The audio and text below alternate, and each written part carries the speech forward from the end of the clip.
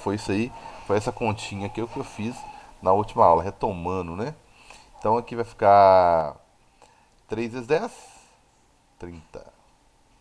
Potência de 10 vai passar daqui de baixo lá pra cima, vai ficar, aqui vai ficar o 5, né, dividindo. Mas a potência vai ficar menos 3 do de cima com menos 3 do de baixo. Vai dar menos 6 coulomb. Então o nosso Qzinho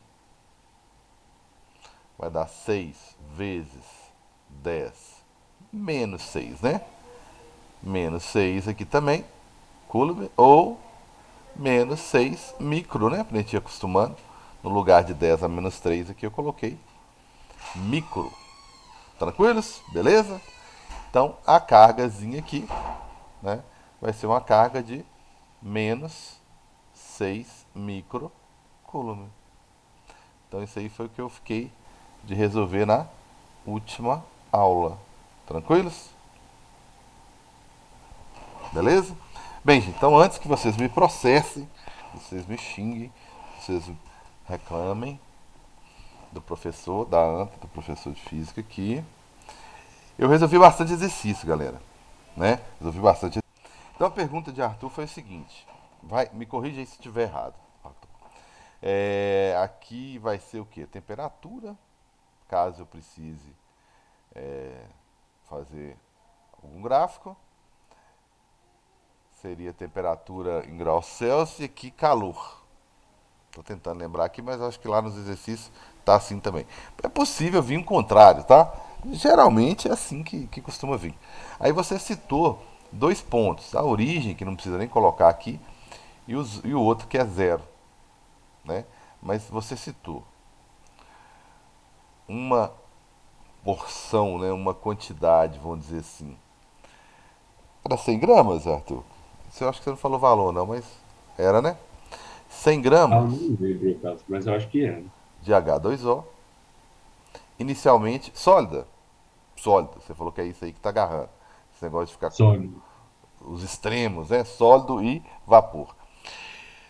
100 gramas de água sólida a temperatura inicial de 0 graus Celsius.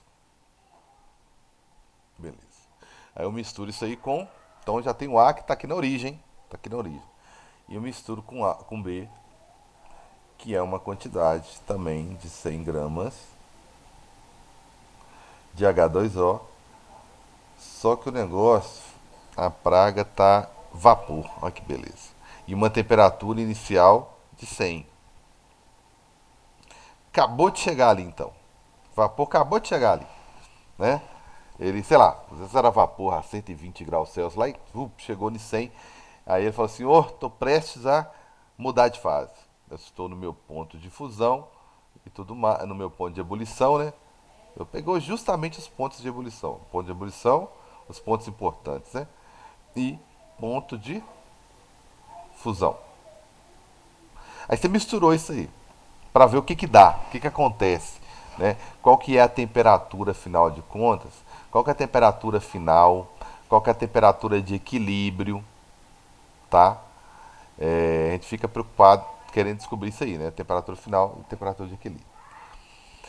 Aí vem o tal do teste, né, Arthur? O tal do teste, isso é para todo mundo aí. Você fala, ah, meu Deus do céu, e aí, como é que eu faço? A regra, a regra é clara, né? Igual no futebol lá. Ele fala que a quantidade de calor absorvido é menos a quantidade de calor liberada. É só para falar que a conta fecha, que 100% do que é liberado automaticamente tem o outro vai absorver. Tá. Mas isso aqui é muito genérico, sabe? Isso aqui não me fala quem está absorvendo, se está mudando de fase, se está só mudando de temperatura. Quem está liberando se está mudando de fase, está mudando de temperatura. Beleza, só que veja bem, nós temos vapor a 100 graus Celsius. Esse cara, se eu for calcular quanto que eu preciso para fazer esse vapor, essa água, vapor, essa água vapor, quanto que ela vai ter que liberar de energia, né? Imagina ela liberando lá liberar de energia, uma quantidade de energia, para chegar onde? Uma equação, não sei se vocês estudaram lá, né? Vai ser uma equação exotérmica, né? Ela vai liberar calor, porque ela vai virar água, ainda a 100 graus Celsius, só que líquida. Então ela vai liberar uma quantidade muito grande de calor, certo? Ela vai liberar uma quantidade muito grande aqui, ó, de energia, certo? Qual quantidade? Não sei. Vamos calcular a quantidade de energia que ele vai liberar aí, que é calor, né? É a massa dele vezes o calor latente de vaporização, que é a fase que ele vai mudar ali, né? Então a massa é 100. O calor de vaporização, não falei não, mas ele tá lá na tabela, lá tem que vir no seu exercício lá. Para água, ela é 540 calorias. Se eu ganhar 540 calorias, 1 grama vira vapor. 1 grama de água líquida vira vapor. Se eu perder 540 calorias, o vapor vira água. Se eu perder, o vapor vira água. Se eu ganhar, o líquido vira vapor, né? Então vai ser 100, que é a massa, vezes o 540. Olha que absurdo de quantidade. Então vai dar 54 mil calorias. Isso é calor demais. Isso é calor demais, é energia demais. Será? Isso é para 100% do vapor virar líquido. Será que isso vai acontecer? A questão toda é essa. Será que isso acontece? Será que ele precisa perder tudo isso? A pergunta é essa. Será que ele vai fazer isso? Ele vai liberar tudo isso? Em contrapartida, em um outro local não muito distante, acontece que eu tenho gelo, água, no estado sólido, que está absorvendo energia, está ganhando energia, para tentar virar água. Eu já vi que tem energia pra caramba, para tentar virar água líquida. Então eu tenho aquela quantidade, eu tenho uma fonte aqui muito grande de energia que vai lá para o gelo. Então eu tenho uma energiazinha aqui sendo absorvida, né? Isso aqui é absorção de energia e aqui foi uma energia liberada. Nem sei se precisou liberar isso tudo, né? Então vamos lá. O gelo só para mudar de fase, porque tem um calor latente de fusão. Todo mundo está tendo que primeiro mudar de fase para depois ver o que acontece, né? 80 calorias por grama. Então esse carinha, só para ele mudar de fase, que é a mesma quantidade, né? 100 gramas também. Só para ele mudar de fase, ele precisa de ml, né? ml de fusão, que é 100, que multiplica aqueles 80. Então, nossa, 8 mil só. Tá longe. 8 mil, eu tenho disponível 54. Esse aí derreteu fácil, tá? Derreteu fácil.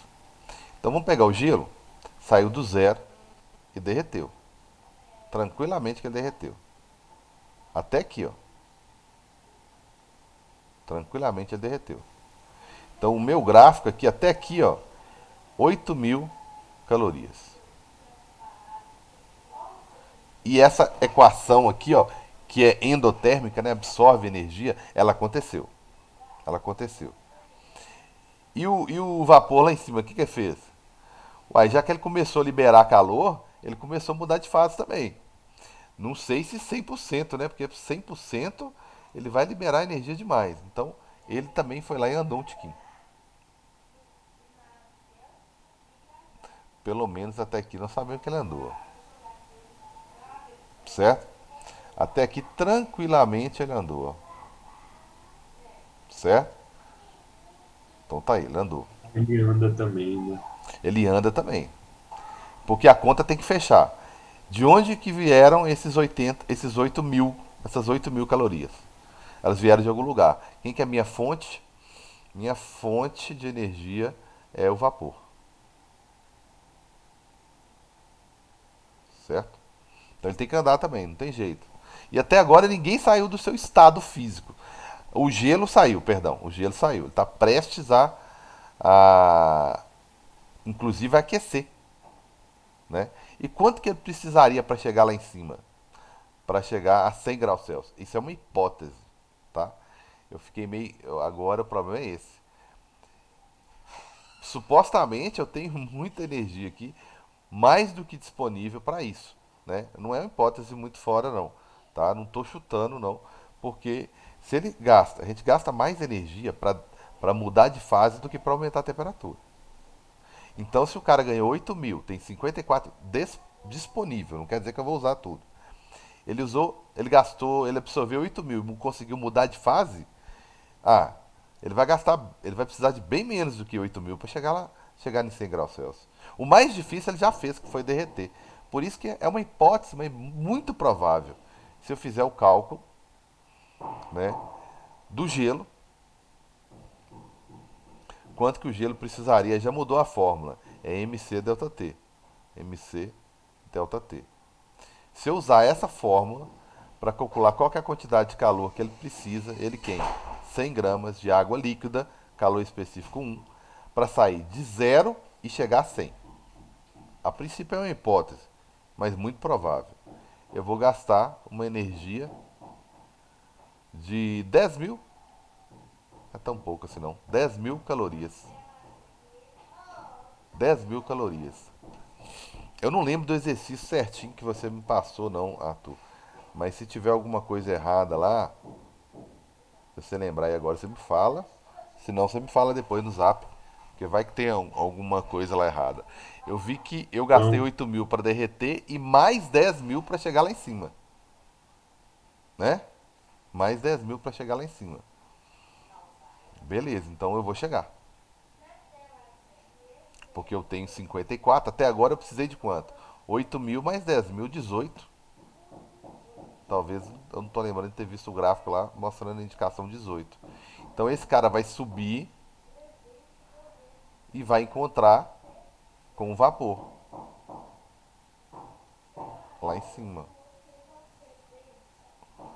Ele vai encontrar. O outro nem mudou de fase, hein? Porque para mudar de fase ele tem que liberar muito 54 mil.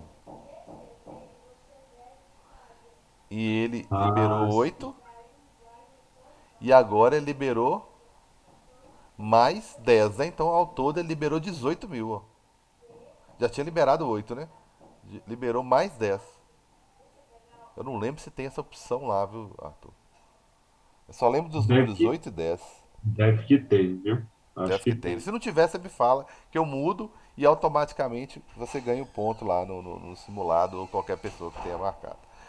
Então, aqui é o sólido mais líquido. Eu acabei fazendo a conta de quanto que eu preciso para derreter por completo e depois quanto que eu preciso para atingir a temperatura final de 100 graus Celsius. Certo? Aí eu descobri que eu precisava de 10. Como eu já ganhei 8, eu ganhei mais 10. 18 mil. E o vapor, ele liberou, então, na verdade, só 18 mil, né? Então, o vapor tá longe de derreter completamente. Inclusive, se eu quiser descobrir quanto que foi que só que mudou de fase, quanto que virou água do vapor, porque aqui eu tenho vapor mais líquido, né? Se eu quiser, é fácil, ó. Eu posso partir da regra de 3 aqui de cima ou daqui, ó. 54 mil, tanto faz. 54 mil calorias são necessárias para condensar 100 gramas. Eu só usei 18 mil calorias. Então, qual foi a massa que eu consegui condensar? Um terço só, né? Apenas um terço. Que vai dar os 18 mil aí, né? Dividido por 54. Um terço. Só um terço da massa, né? Que vai dar um dízimozinho aqui, que vai dar 0,33,33 gramas. Beleza? Beleza, Carlos. Obrigado. É porque eu tava errando também nessa parte de gráfico. Eu não sabia que O gráfico o ficou estranho, TCP né? Porque esse tava. cara aqui não sai de lá de cima, né? Eu não sabia que ele também andava junto. Eu pensei que ele só caía quando ele mudava de fase. Se ele começar a cair, né? Automaticamente significaria que a minha temperatura estaria mudando, né? Caindo, né? De 100 para algum valor aqui embaixo. Então, ele tem que ficar lá. Ele só vai cair depois que ele perder, né? Liberar tudo isso, ó. 54 mil calorias. Aí ele falou assim: ah, beleza, estou 100% líquido. Aí agora eu vou começar a diminuir a temperatura. Porque nós não sabemos fazer as duas coisas ao mesmo tempo. Primeiro a gente muda de fase, tanto que aqui eu esqueci de falar que aqui eu tinha sólido mais líquido. E na verdade aqui eu só tenho líquido, né? Eu que falei uma coisa e escrevi outra aqui, desculpa. Eu só tenho líquido aqui em cima. Tudo beleza aí? Tranquilo, Arthur? Gente, isso aqui é importante porque tem um exercício lá no simulado sobre isso, né? É o simulado provavelmente o mais antigo, não é antigo que eu queria falar não. O que demora mais, né? O lá da frente, porque eu dei um prazo maior, que é o nível 2. Beleza? Tranquilos? Então tá aí. Dá um print aí que eu vou apagar essa Obrigadão, bobagem. cara. Então tá aí, galera. Então fechou. Antes do conteúdo novo, né? Eu tenho 15 minutinhos aqui. Antes do conteúdo novo, eu preciso organizar algumas coisas aqui. Como por exemplo, o que eu já vi até agora, tá? Eu vi força, eu vi campo, na verdade. Eu prefiro. Começou falando sobre força, tá? De- O livro de vocês começou com força, depois com campo. Eu vou organizar aqui. Eu comecei com campo, depois eu falei da consequência de existir um campo, que é força, e agora eu vou falar sobre energia. Então, vamos organizar as ideias aqui. Gente, de longe eu estou querendo ser vaidoso e mostrar uma teoria aqui que eu sei que não é necessária. Não, longe disso. Se você compreender isso aqui que eu vou falar agora, se você não compreender, obviamente você vai perguntar, vai ficar muito tranquila a matéria daqui para frente, tá? Que você tem que ter essa visão geral e teórica, tá certo? Primeira coisa, pela ordem, campo, tá certo? O que é campo elétrico? Tá? Campo elétrico é uma região, tá? Que está sob o domínio de uma determinada carga, né? Você colocou lá uma carga, sei lá, positiva, chamou ela de quesão para ela ser a sua referência e qualquer lugar que você for ali, deixa eu até colocar um pouquinho mais longe ali, qualquer lugar que você for, você perceberá a ação de um campo. O campo existe aqui, em qualquer lugar que você for, em qualquer direção que você for aqui, vai existir um campo aqui, tá? Qualquer ponto que você analisar ao longo, em volta dessa carga, tá certo? Ela tem um campo e ela tem um campo que a gente fala por convenção, que é um campo saindo dela, tá? Pode ser em qualquer direção, tá? Inclusive na direção dessas pontilhadas ali. Então é isso aqui que você estudou até agora. Quer saber o campo aqui, ó, Carlos? Nesse ponto aqui, ótimo. Então você vai lá, desenha o campo. O campo na posição 1, por exemplo. Ah, não, eu quero saber aqui, ó, na posição 2. Ótimo, vai lá e desenha um campo menor, né? pequenininho que eu já estou longe. Beleza, tem um campo lá também. E daí, cara? E daí que tem um campo lá. Tá, mas o que que acontece? Nada. Se não tem ninguém lá, nada. Aí o campo, como é que pode ser o campo? O campo pode ser, vamos supor que ele é 10. 10 o quê? Eu falei que, não sei se eu falei, né? Porque eu tô falando pro terceiro, pro segundo. Se eu não falei, vou falar agora. Leia as unidades. Nesse conteúdo, a unidade sempre é importante, tá? Nesse conteúdo é pior. É mais importante ainda. Então, o que que é campo? Newton por Coulomb. O que quer dizer isso? Se você colocar lá um Coulomb, aquele quesão vai exercer sobre esse um Coulomb, que é essa quantidade de elétrons aqui, uma força de 10 newtons. Se você não colocar ninguém lá, não tem força. Obviamente que não tem força. Por isso que eu gosto de começar por campo, gente. Como é que eu começo falando de força?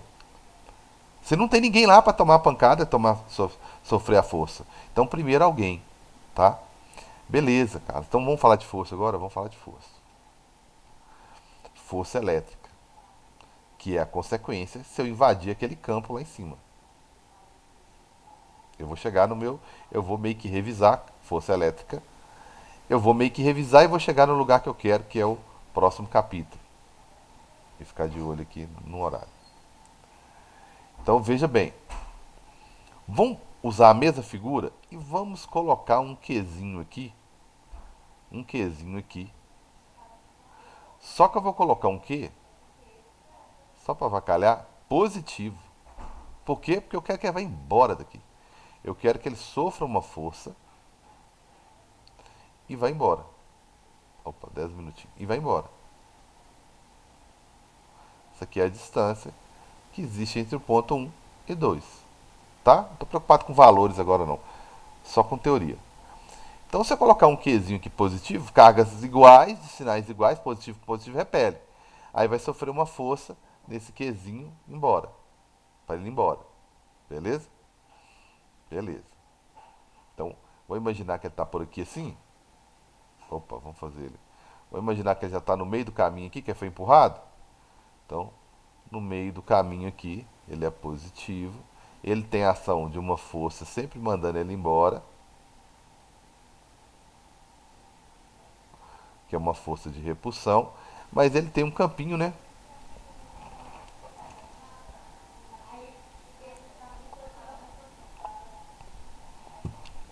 Perdão, é que eu estou muito gripado. Aí eu tenho um campinho aqui, ó. Esse campo vai só diminuindo de tamanho, né? Porque eu vou afastando. E tem um campo aqui, ó. Carga positiva sempre tem a mesma direção e sentido. É bom lembrar disso, né? Porque vai que você confunde alguma coisa e desenha errado. Você nunca vai desenhar num Qzinho, tá? Você nunca vai desenhar num Qzinho, muita atenção, o campo diferente da força, tá? Direção e sentido. Na carga negativa você vai sim, na positiva nunca, tá? Guarda isso aí pra você não servir de tirar prova. Então surgiu uma força, certo? Surgiu uma força. Agora surgiu, porque você colocou o Qzinho lá, e se ele for de 1 coulomb, ele vai tomar uma porrada de 10 newtons. Se ele for 2 coulombs, 20 newtons, e assim por diante. Então surgiu uma força. Vou colocar aqui a fórmulazinha, tá? Que é o ambiente, o Qzão, exercendo a força no Qzinho, né? Dependendo da distância que ele tá. Tudo bem, até agora, gente, isso não é novidade para ninguém, tá? Nós falamos sobre campo, discutimos o real significado do campo e agora falamos sobre força. Aí vem a pergunta, muita atenção aí. Vem uma pergunta aí, que é o seguinte: pra você sair do ponto 1 e ir pro ponto 2, observe que você está na posição 1 e ir para a posição 2, você não gasta energia, não.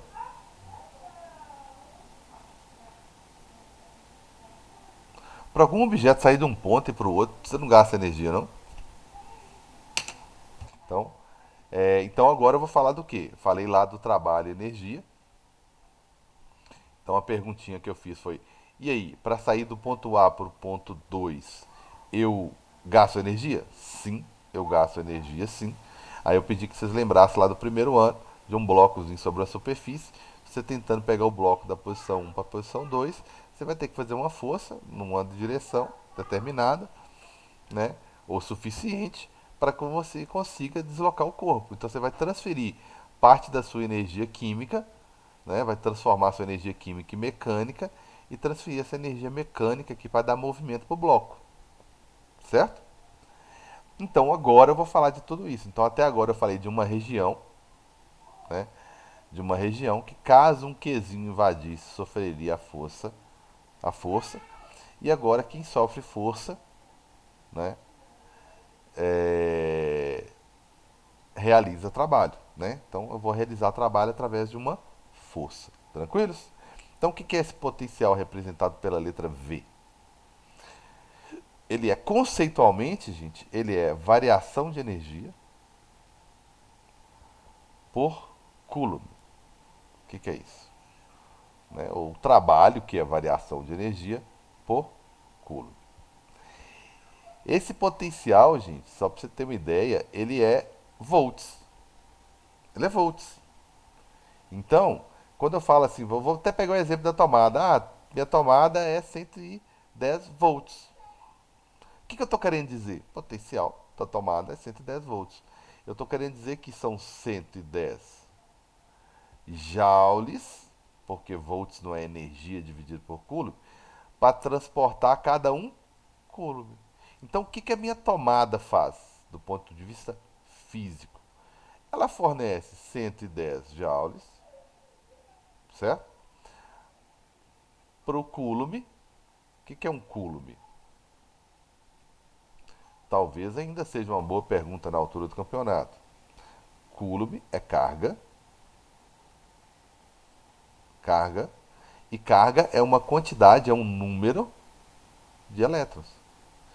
Então, a minha tomada, ela fornece a um número de elétrons 110 joules. Assim, opa, vamos, vai embora. Leva esses 110 joules para o chuveiro, para a TV, para carregar meu celular. Enfim, utilize esses 110 joules aí, certo? Então, esses 110 volts aí, minha tomada, Carlos, que é 220. Então, vai fornecer 220 joules para cada um coulomb. Essa é a diferença entre uma tomada 110 e uma tomada 120. Serão 120 joules para cada um coulomb. Porém, discutir melhor sobre a voltagem, né, será cenas de um próximo capítulo, de uma próxima aula. Tranquilos? Falou, galera. O Zoom já nos cortou há muito tempo.